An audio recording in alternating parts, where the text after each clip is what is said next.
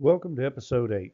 In this episode, I will go over where and how to gather and create medical evidence for your VA claim. This episode may be a little longer. In the last episode, we looked at getting your C file. This is where it starts to come into play. Your C file may have more information in it than you think. The VA is supposed to go through your medical records as what the VA calls a duty to assist. It's a good rule of thumb for you to go through your records and cherry pick those pages where the condition you are claiming is located and give that page as reference for the VA to find it.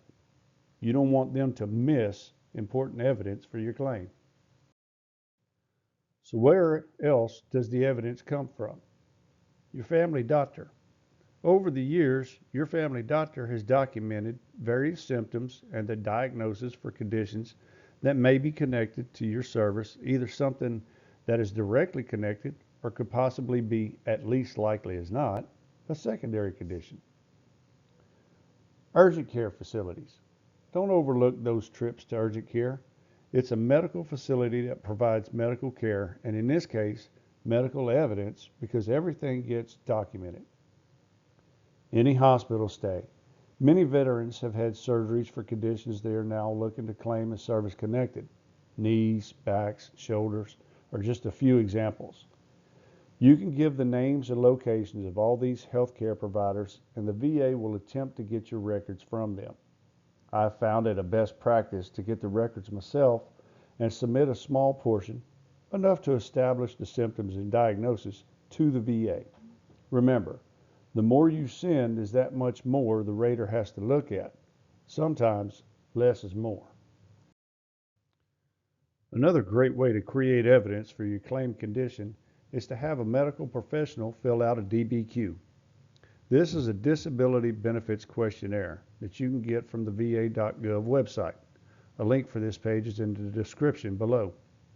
A DBQ is an exam form that your doctor can fill out, which is creating evidence for your claim. This is the exact form that is filled out by the VA's examiner when they send you to the C&P exam.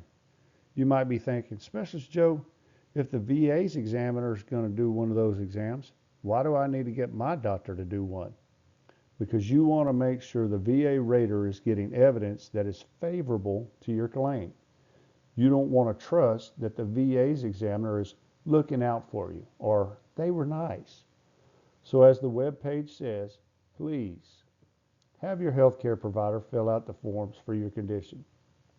Before we go on, take note of this sentence on the VA's page. We do not pay or reimburse any expenses or costs incurred while completing and or submitting DBQs. I'll address this in a few minutes.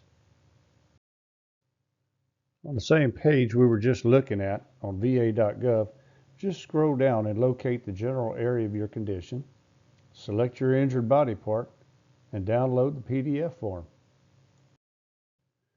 This is what the DBQs look like. Depending on the condition, the DBQ form could be anywhere from 4 to 12 pages long. Just like the Nexus letter we talked about in episode 3, the DBQ is a vital piece of evidence for your claim. Wait a minute, Specialist Joe. You said get the Nexus letter. Now you say I need this DBQ too? Let me explain. Both of these are great ways to provide evidence for your claim. I really don't think you need both at the same time. Essentially, they provide the same thing, your doctor's opinion. So let's look at some things. You are needing medical evidence from medical professionals in order to gain compensation from the VA. You might need legal representation for appeals if your claim is complex. In this regard, the VA claims process is similar to workers' comp or dealing with Social Security. There may be costs involved to get the evidence and representation you need. This is the cost the VA is not going to reimburse. In both of these cases, I highly suggest you research your options. There are many people out there taking advantage of veterans. You know, wolves in sheep's clothing.